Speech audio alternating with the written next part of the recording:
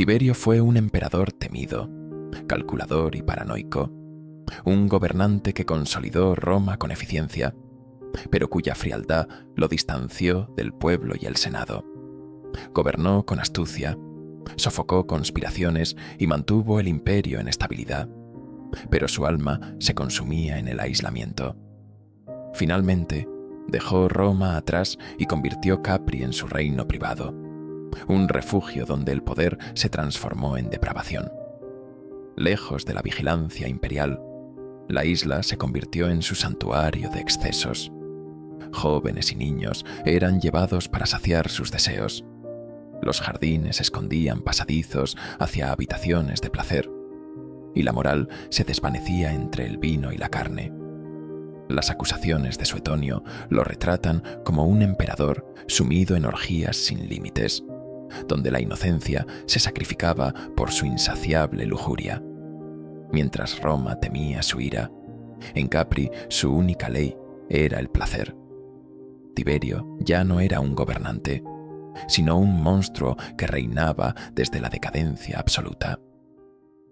Por cierto, si disfrutas de estos relatos llenos de misterio e historia, te invito a visitar mi nuevo canal, Testigos del Horror. Allí nos adentraremos juntos en las leyendas más oscuras y aterradoras, esas que permanecen ocultas en las sombras, esperando a ser reveladas solo a quienes se atrevan a escucharlas. Prepárate para conocer relatos perturbadores, testimonios estremecedores y secretos que harán que dudes de lo que creías conocer. Encontrarás el enlace directo al nuevo canal en la descripción de este video. ¿Te atreves a ser un testigo del horror? Tiberio era apenas un niño cuando comprendió que su destino no le pertenecía. En los vastos salones de mármol de la domus de su padre, rodeado de los reflejos dorados que proyectaban las lámparas de aceite, escuchaba en silencio las voces apagadas de los hombres que decidían el futuro de Roma. No era un niño particularmente carismático, ni despertaba simpatía con facilidad, pero su mente, aún en la inocencia de la infancia, absorbía cada palabra con una lucidez inquietante. Su madre, Livia Drusila, era la sombra tras cada decisión imperial, la mujer cuya ambición no conocía límites y cuyo matrimonio con Augusto la había convertido en la emperatriz no oficial de Roma. Tiberio observaba cómo ella se movía entre los hombres, con una gracia que no necesitaba seducción. Su voz era firme, sus órdenes envueltas en consejos velados que nadie se atrevía a cuestionar. Desde pequeño, él entendió que la voluntad de su madre era un destino del que no podía escapar, que cada paso que daba en su educación, en sus deberes, en sus batallas futuras, había sido meticulosamente planeado para empujarlo hacia el trono, quisiera o no.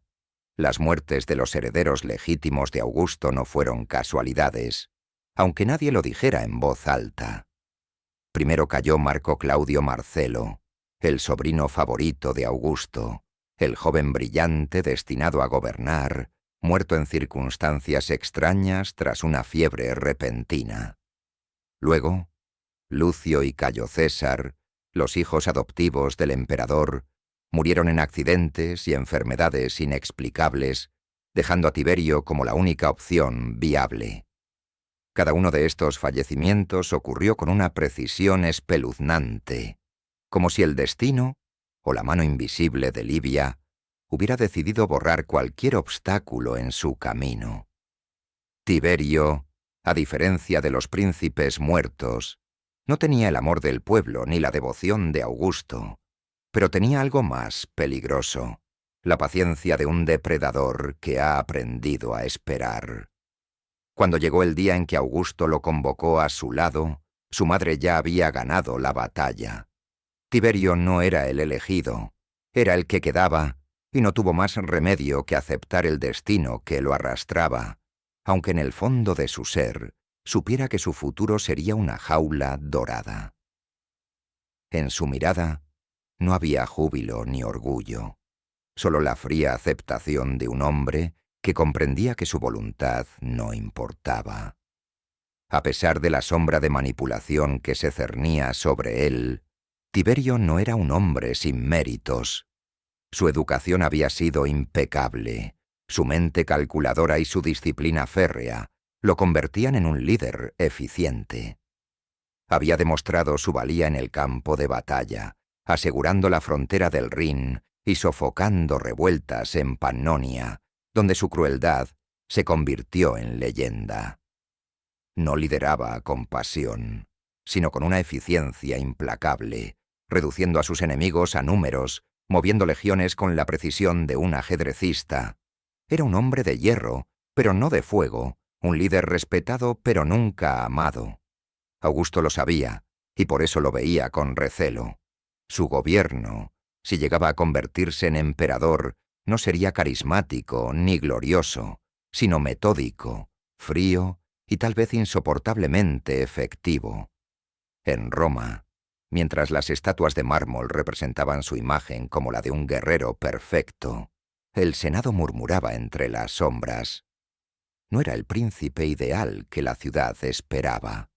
Su carácter distante y reservado lo hacía impopular entre la nobleza, que prefería líderes carismáticos y encantadores, no hombres cuya presencia era tan gélida como sus decisiones.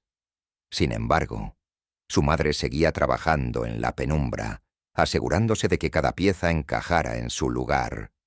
Las voces que dudaban eran silenciadas con promesas, sobornos o desapariciones discretas. Y Tiberio, sin haber levantado un solo dedo, se encontró cada vez más cerca del trono. Pero a pesar de su preparación, él mismo dudaba de su destino. No era un soñador, no era un líder que se veía a sí mismo como el salvador de Roma. Siempre había sentido el peso del poder como una carga y no como un privilegio. En privado, en los pasillos oscuros de la villa imperial, había expresado su deseo de retirarse, de vivir alejado de las intrigas, pero su madre nunca le permitió esa debilidad. La prueba final llegó con la muerte de Augusto en el año 14 después de Cristo. La noticia se esparció como fuego entre los muros de Roma, y cuando Tiberio se presentó ante el Senado, la ciudad contenía el aliento. Sabían que él no era Augusto, y aunque lo proclamaron emperador, sus primeras palabras fueron frías y distantes.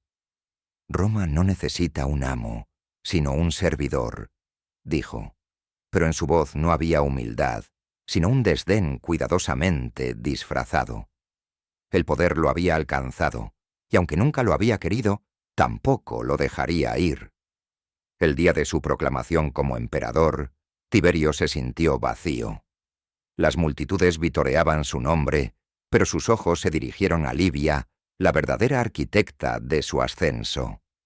Su madre lo observaba con una leve sonrisa, con la mirada de quien sabe que ha ganado la partida. Él no era un emperador, era su marioneta, el último legado de su ambición. En ese instante lo comprendió todo. Nunca había tenido una elección, nunca había sido libre. Se había convertido en el hombre más poderoso de Roma, pero dentro de él una parte se marchitaba, una parte que quizás nunca había estado viva.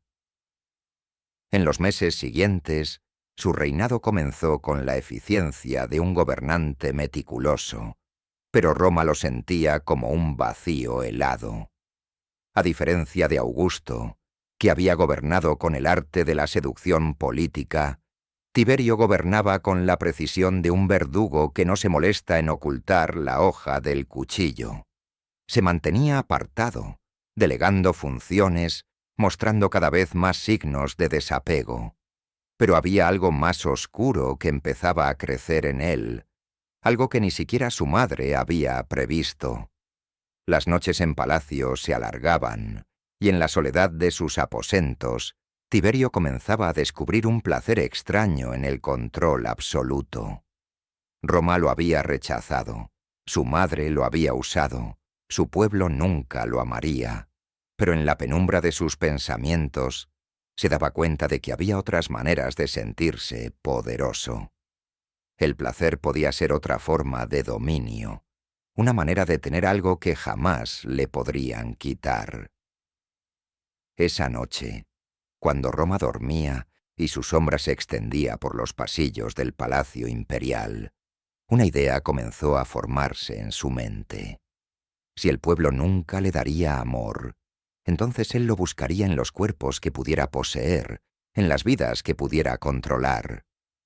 En la distancia, su madre celebraba su triunfo, sin saber que el hombre que había moldeado ya no era su hijo, sino algo más, algo que pronto la sorprendería incluso a ella. Tiberio había ascendido al trono, pero con él ascendía también la sombra de su verdadera naturaleza. El aire de Roma se volvió más pesado cuando Tiberio tomó el trono.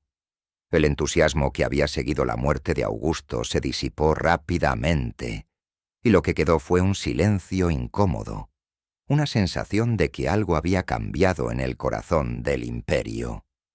El pueblo esperaba un gobernante con la misma astucia y diplomacia de su predecesor, pero en su lugar recibieron un emperador distante, un hombre de mirada dura y palabras medidas, cuyas decisiones parecían hechas desde una torre de marfil. Tiberio no cortejaba al pueblo, no buscaba su amor ni su aprobación. Gobernaba con la indiferencia de un monarca que había aceptado su destino, pero que no lo disfrutaba. Desde el inicio de su reinado, se mostró meticuloso y eficaz. Sus reformas fiscales fueron precisas, sus decisiones militares inteligentes y su administración impecable.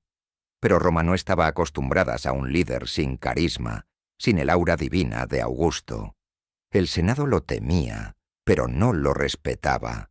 El pueblo lo toleraba, pero no lo amaba.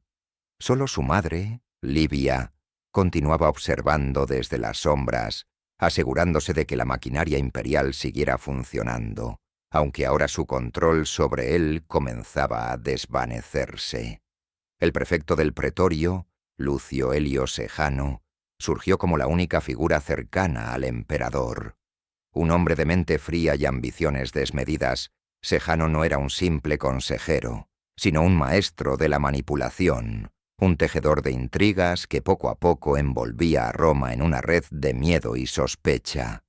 Tiberio, aunque inteligente, se mostró cada vez más cómodo, delegando asuntos en él, permitiéndole manejar la seguridad del imperio, hasta que sin darse cuenta, Sejano comenzó a gobernar en su nombre. Las primeras purgas políticas llegaron poco después. Sejano convenció al emperador de que había conspiraciones en su contra, y Tiberio, cuya confianza en los hombres era casi inexistente, lo creyó. Senadores, generales, nobles influyentes comenzaron a desaparecer. Primero fueron enviados al exilio, luego ejecutados en público, y finalmente, en un acto de crueldad absoluta, sus familias fueron erradicadas junto con ellos. Sejano eliminaba obstáculos con la misma facilidad con la que un escriba deslizaba su pluma sobre el papiro, y Tiberio, lejos de intervenir, lo dejaba hacer. La paranoia comenzó a filtrarse en cada rincón de la ciudad. Nadie sabía quién sería el próximo en caer, y pronto, Roma dejó de ser la capital de la civilización para convertirse en una prisión sin muros. Tiberio no fue ajeno a estos cambios. Desde su palacio imperial observaba la transformación de Roma con la misma mirada distante con la que había contemplado su propia ascensión al trono. No se sorprendía por las traiciones, ni se inmutaba ante las ejecuciones. Siempre había sabido que el poder era una farsa, que la lealtad era solo un velo fino que se rompía en el momento adecuado. Pero mientras la sangre se derramaba en Roma, él descubría algo nuevo dentro de sí mismo. Un placer perverso en la sensación de control, en la certeza de que su palabra o su silencio dictaban la vida o la muerte de miles. El hombre que alguna vez había dudado en gobernar ahora Se sumergía en su papel con un tipo distinto de intensidad. Ya no era el general austero, ni el emperador metódico. Ahora era un dios cruel y silencioso, que disfrutaba la incertidumbre de sus súbditos. Roma podía arder mientras él se mantenía impasible, porque el miedo era una forma de gobierno más efectiva que el amor. La relación con Sejano se volvió aún más estrecha. Se entendían sin necesidad de palabras porque, en el fondo, ambos eran depredadores que sabían que en cualquier momento podían devorarse mutuamente. Pero mientras Sejano movía los hilos del poder con una eficiencia despiadada, Tiberio comenzaba a buscar nuevos placeres, distracciones que lo alejaran del tedio de la administración. El emperador, alejado del bullicio de Roma, comenzó a refugiarse en el interior de su palacio. Las fiestas que organizaba se volvían cada vez más privadas, los invitados cada vez más selectos. Y aunque al principio solo eran rumores, pronto empezaron a filtrarse historias de lo que ocurría tras los muros imperiales. No eran los banquetes habituales de la aristocracia romana. No eran los festines de vino y carne que la élite acostumbraba. Eran algo más oscuro. Se decía que las noches en el palacio imperial estaban llenas de cuerpos jóvenes, de juegos donde el emperador observaba en silencio, disfrutando del espectáculo con una mirada vacía, pero intensa. Lo que al principio era un murmullo de la servidumbre se convirtió en un secreto a voces, una verdad que nadie se atrevía a pronunciar en público. Cuando Tiberio decidió retirarse de Roma en el año 26 después de Cristo, ya no quedaban dudas de que el imperio estaba gobernado por un fantasma. Dejó a Sejano con el control absoluto, y él mismo se exilió en Capri, un movimiento que desconcertó a todos, pero que en realidad escondía una decisión calculada. Tiberio no estaba huyendo, ni renunciando a su poder. Se estaba aislando porque quería gobernar desde el vacío, sin interrupciones, sin la mirada inquisitiva del Senado ni las obligaciones de la política. Capri no era solo una isla paradisíaca, era un mundo aparte, una fortaleza impenetrable donde su voluntad sería la única ley. Roma podía seguir con sus intrigas, con sus conspiraciones y asesinatos, pero él, desde la cima de su refugio, se entregaría a un nuevo reino, uno donde la carne y el placer serían los únicos asuntos de Estado. El Senado creyó que su retiro era señal de un gobierno débil, pero no entendieron que, en Capri, Tiberio se transformaría en algo más peligroso. Lejos de la mirada del pueblo, sin límites ni leyes que lo restringieran, el emperador se convirtió en el arquitecto de sus propios deseos. Las primeras embarcaciones que llegaron a la isla trajeron jóvenes de todas las provincias, seleccionados con un criterio específico, elegidos por su belleza y docilidad. Las habitaciones de la Villa Jovis fueron preparadas con sumo detalle, decoradas no con los símbolos de la gloria romana, sino con tapices de pieles suaves, con camas lo suficientemente amplias como para albergar los juegos que ocurrirían en ellas. Tiberio recibía a sus invitados con un silencio expectante. No necesitaba hablar para que entendieran lo que se esperaba de ellos. La vida política del imperio se debatía en Roma, pero en Capri, las decisiones se tomaban en las alcobas, en los pasillos secretos donde la voz del emperador era un susurro que determinaba quién se quedaba y quién desaparecía en la noche. Desde lo alto de la Villa Jovis, Tiberio observó por última vez el horizonte de Roma antes de entregarse a la isla. Sabía que los rumores se extenderían, que su nombre quedaría marcado para siempre. Pero también sabía algo más. Nadie podía detenerlo, porque ahora Roma no lo tenía a él. Él tenía a Roma. El viaje a Capri no fue solo un retiro del poder. Fue una mutación. Tiberio no dejó Roma porque se sintiera amenazado. ni porque deseara descanso. Se fue porque ya no encontraba placer en la política, porque gobernar a hombres hambrientos de poder y traición le resultaba tan tedioso como predecible.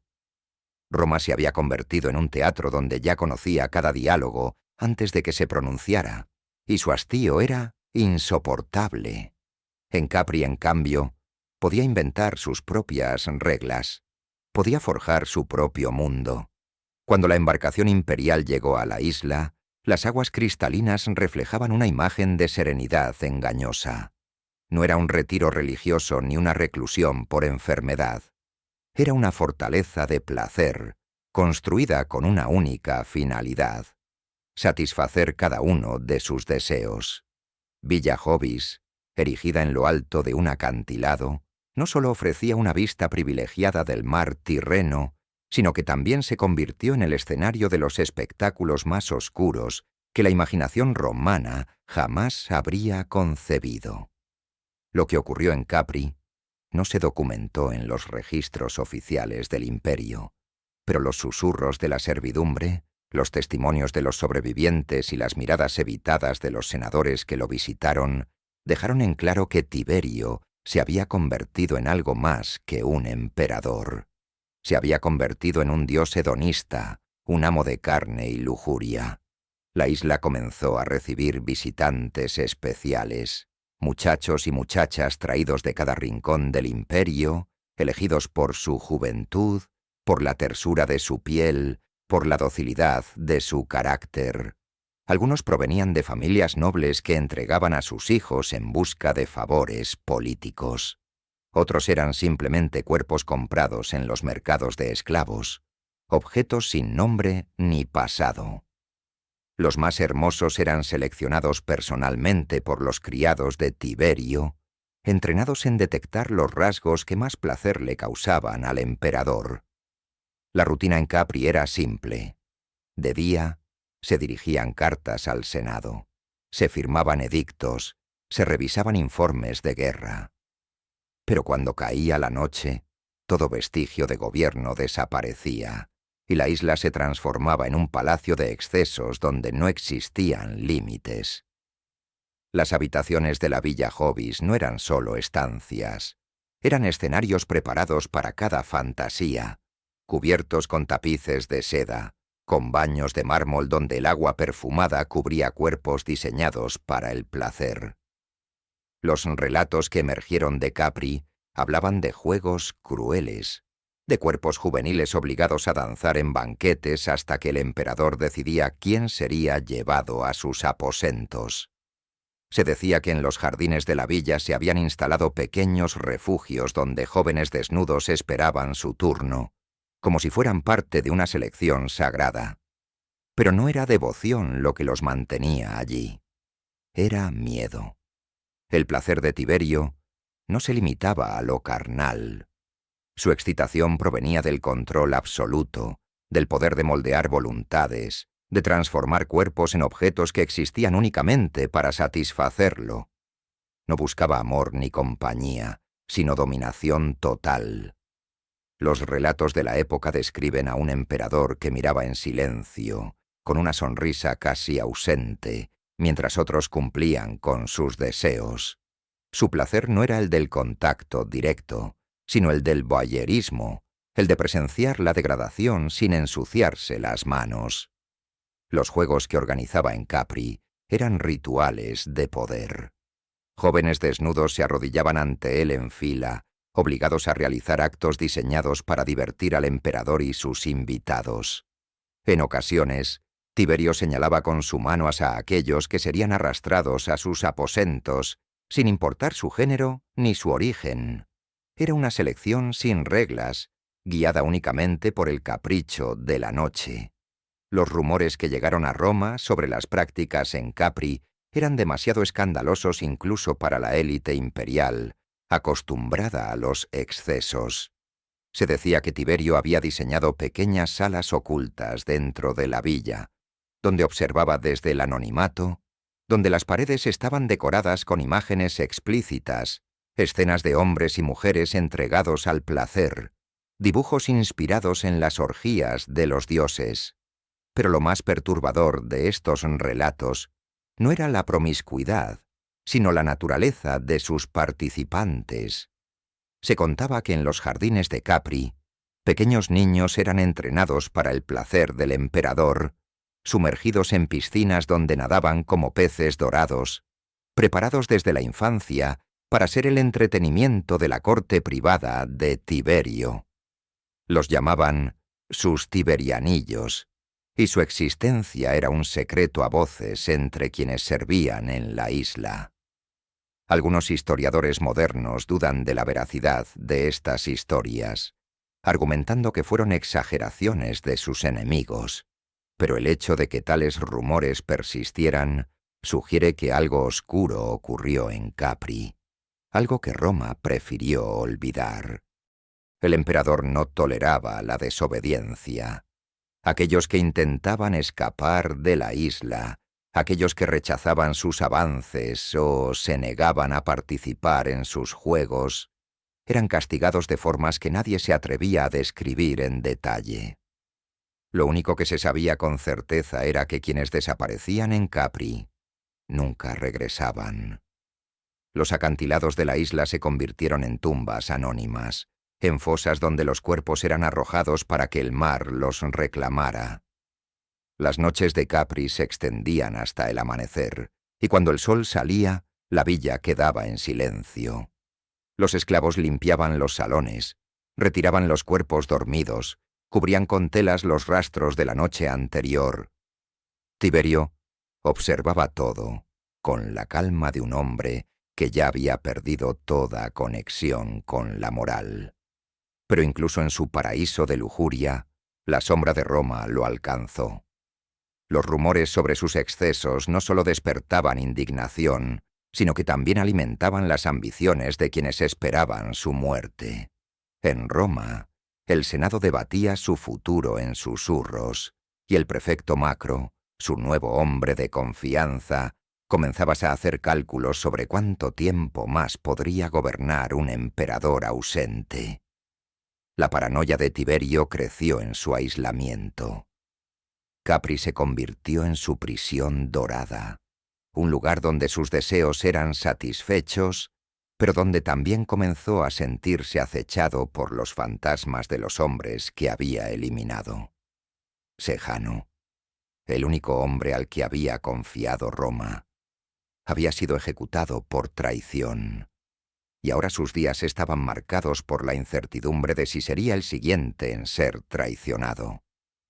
Las orgías continuaron, pero ya no eran suficientes para acallar su mente. El placer, que antes había sido su refugio, comenzó a convertirse en un recordatorio de su propia fragilidad. Su cuerpo envejecía, su piel se marchitaba, y aunque su poder seguía intacto, comprendió que no podía luchar contra el tiempo. En su última gran celebración en Capri, se dice que el emperador, ebrio y perdido en sus pensamientos, se sentó en su trono de mármol y observó a sus jóvenes bailar. Pero esta vez no los deseó. Esta vez solo los miró con la expresión de un hombre que había visto demasiado, que había cruzado demasiadas líneas, que había llegado al final de un camino del que ya no podía regresar. Desde lo alto del acantilado, Tiberio contempló el mar. Quizás se preguntó si el océano recordaba los cuerpos que había tragado, si algún día devolvería los secretos de Capri a la costa de Roma. Pero Roma ya había decidido olvidar, porque en la historia algunos nombres se preservan, pero otros se entierran. Y Tiberio, el emperador del deseo, del exceso y de la decadencia, se convirtió en un mito depravado que el imperio se encargó de borrar, aunque nunca por completo. La muerte no llega de inmediato para los dioses que se han creído inmortales. Para Tiberio, el fin fue un proceso lento, una corrosión silenciosa que comenzó mucho antes de que su cuerpo se rindiera. Desde Capri, su piel envejecía mientras su paranoia florecía, y en su mente, la sombra de Roma nunca lo abandonaba. Los primeros signos de su declive físico fueron recibidos con una mezcla de alivio y anticipación por quienes esperaban su muerte. El emperador que había gobernado con puño de hierro, que había sembrado el terror con sus cartas de ejecución y había construido su propio Edén de depravaciones en Capri, ahora era un anciano frágil, con la piel marcada por los estragos de la edad y una voz que a veces temblaba al dar órdenes. Pero lo que Tiberio había perdido en fuerza, lo había ganado en resentimiento.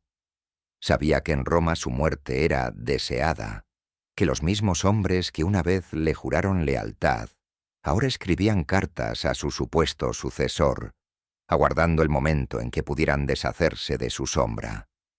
Finalmente, Tiberio abandonó Capri, pero no para regresar triunfante a Roma, sino para morir lejos del mar que había sido testigo de su decadencia.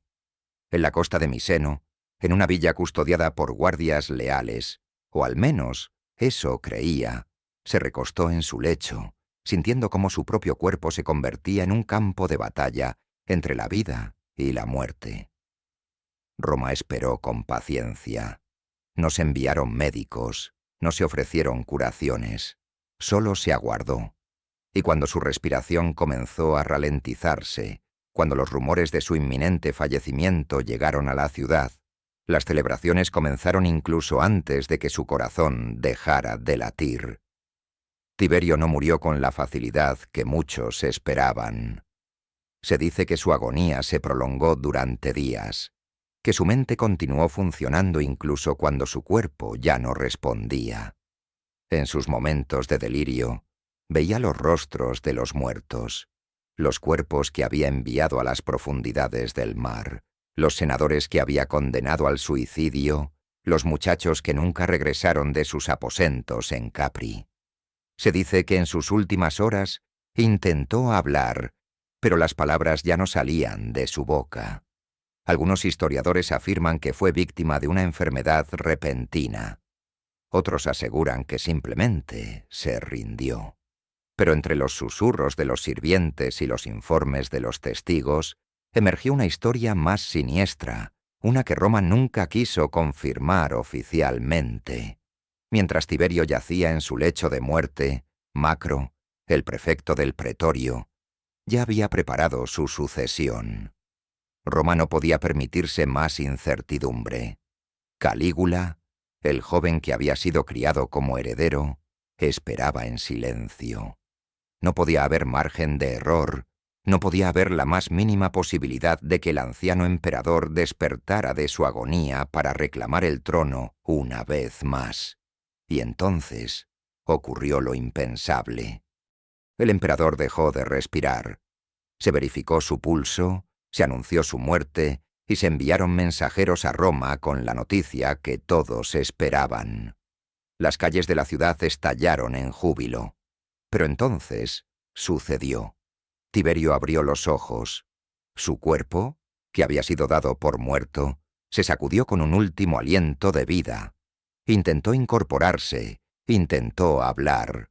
Los sirvientes gritaron. Macro palideció. El emperador estaba vivo. La muerte lo había rechazado en el último momento, y ahora, con la conciencia recuperada, sabía lo que habían intentado hacerle. Pero el imperio no podía permitirse un emperador resucitado.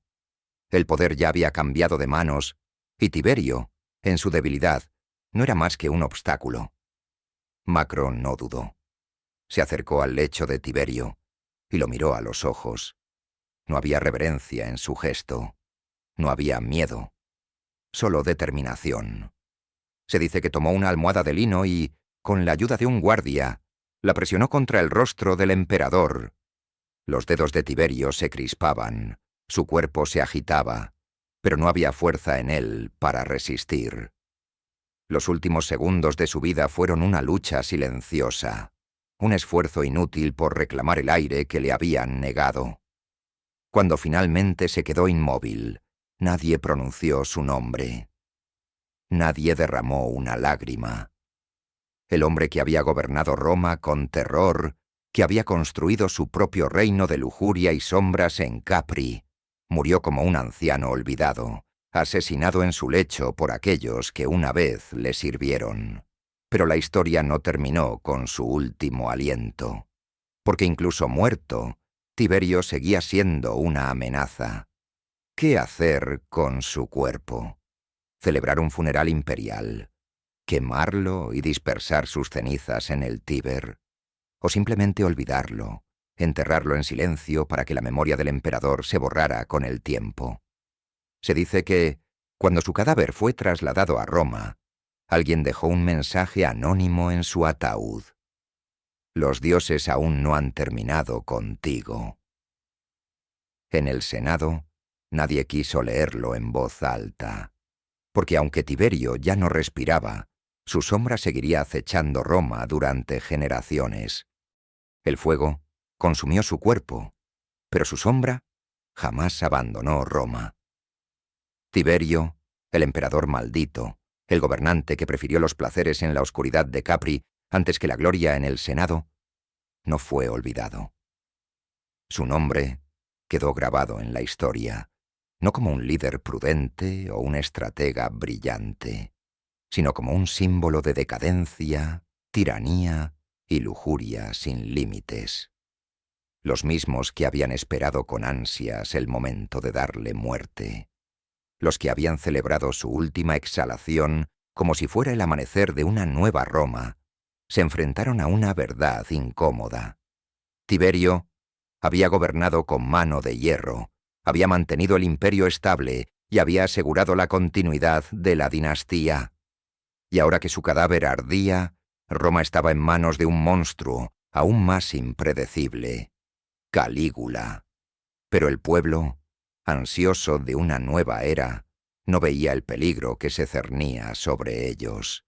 Estaban demasiado ocupados escupiendo sobre el nombre de Tiberio, maldiciendo su memoria, celebrando su caída como si hubieran sido liberados de una pesadilla viviente. No importaba que durante su gobierno, Roma no hubiera caído en la anarquía, que sus fronteras se hubieran mantenido firmes y que el tesoro imperial estuviera lleno. Lo único que quedaba en la memoria colectiva era el horror de su exilio en Capri, la sangre derramada por sus juicios de traición y los placeres ilícitos que, según los rumores, habían convertido su palacio en un templo de la lujuria. Roma quería olvidar a Tiberio, pero la historia tenía otros planes. Desde el momento en que su cuerpo se convirtió en ceniza, el Senado y los nuevos gobernantes comenzaron la reconstrucción de su historia. Ya no era el heredero de Augusto, ni el general invicto, ni el emperador que mantuvo la estabilidad durante décadas. Ahora era un tirano, un depravado, un monstruo digno del desprecio de generaciones futuras. Los relatos de sus excesos en Capri se expandieron con cada nuevo historiador, con cada lengua que buscaba ensuciar su nombre aún más. Suetonio escribió sobre sus orgías con niños, sobre las fiestas donde muchachos desnudos eran forzados a nadar en estanques, mientras el emperador elegía a sus favoritos. Tácito lo describió como un paranoico, consumido por la desconfianza y el deseo, convertido en una bestia insaciable que observaba al imperio desde la distancia, devorando a sus propios súbditos con hambre infinita. Plinio el Viejo lo llamó Tristissimus hominum, el más sombrío de los hombres, un emperador cuyo espíritu había sido quebrantado por la sospecha y la soledad. Pero ¿cuánto de esto era verdad? Tiberio había sido un emperador pragmático, un hombre que entendía el poder y la necesidad del control absoluto. Sí, había asesinado a sus enemigos, pero en Roma eso no era un crimen, sino una estrategia de supervivencia. Sí, había purgado al Senado de traidores y conspiradores, pero cada emperador antes y después de él haría lo mismo. Y en cuanto a su vida privada, ¿eran los relatos de depravación en Capri una realidad o simplemente una exageración morbosa de aquellos que deseaban demonizarlo. Las fuentes antiguas que lo describían como un depredador sexual insaciable surgieron de autores que escribieron décadas después de su muerte, cuando el imperio ya había pasado por nuevas crisis, nuevos horrores. Roma tenía la necesidad de recordar a sus gobernantes con desprecio, de convertir a los emperadores en villanos cuando ya no estaban para defenderse, y Tiberio, que nunca había buscado la simpatía de su pueblo, se convirtió en la víctima perfecta de esa tradición. Los rumores crecieron hasta alcanzar proporciones mitológicas. Se decía que en Capri había construido un paraíso depravado donde muchachos eran sometidos a placeres innombrables, donde la sangre corría con la misma facilidad que el vino, donde las noches se llenaban de gritos de placer y de terror, que había convertido la isla en su propio Olimpo oscuro, un lugar donde él era el único dios y sus deseos eran la única ley. ¿Era cierto? Tal vez en parte, tal vez no. Pero Roma no estaba interesada en la verdad, solo en la historia más escandalosa. Con los años, su imagen quedó manchada para siempre. Se convirtió en el monstruo que Roma necesitaba recordar para justificar sus propios horrores. Cada nuevo escándalo, cada tirano posterior, fue comparado con Tiberio, como si él hubiera sentado el estándar de la corrupción y el exceso. Sin embargo, con el tiempo, la historia comenzó a tratarlo con más justicia. Cuando la bruma de la propaganda se disipó y los historiadores modernos examinaron su reinado con una mirada más fría, emergió un retrato más complejo. Sí, Tiberio había sido un gobernante distante, incluso despiadado, pero también había sido uno de los administradores más eficaces que Roma había tenido. Había reformado el sistema financiero del imperio, asegurado la estabilidad económica y mantenido la paz sin necesidad de costosas guerras de expansión. Había dejado las arcas de Roma llenas, en contraste con su sucesor Calígula, quien en solo unos años dilapidó su fortuna en espectáculos y extravagancias. Su vida privada seguía siendo un enigma. Nadie negaba que había buscado el aislamiento en Capri, que su retiro había sido voluntario y que su visión del mundo se había vuelto amarga con el tiempo. Pero, ¿realmente convirtió su villa en un prostíbulo imperial? ¿O fue simplemente un hombre cansado del poder, buscando huir de las intrigas del Senado, refugiándose en la única forma de placer que el mundo aún le ofrecía? La historia rara vez es justa con los hombres que no buscan la gloria. Y Tiberio nunca la buscó. En la actualidad, algunos historiadores ven su reinado como una época de estabilidad, una pausa antes del caos de Calígula y Nerón. Otros siguen viéndolo como el anciano pervertido de Capri, el tirano que dejó que su imperio se gobernara solo mientras él se perdía en el placer. Pero lo cierto es que, incluso después de su muerte, Roma no pudo escapar de su sombra. Porque más allá de los rumores, más allá de las exageraciones, Tiberio fue el hombre que sostuvo el imperio en sus hombros mientras sus enemigos esperaban que cayera. Y cuando finalmente cayó, Roma descubrió que lo necesitaba más de lo que jamás estuvo dispuesta a admitir.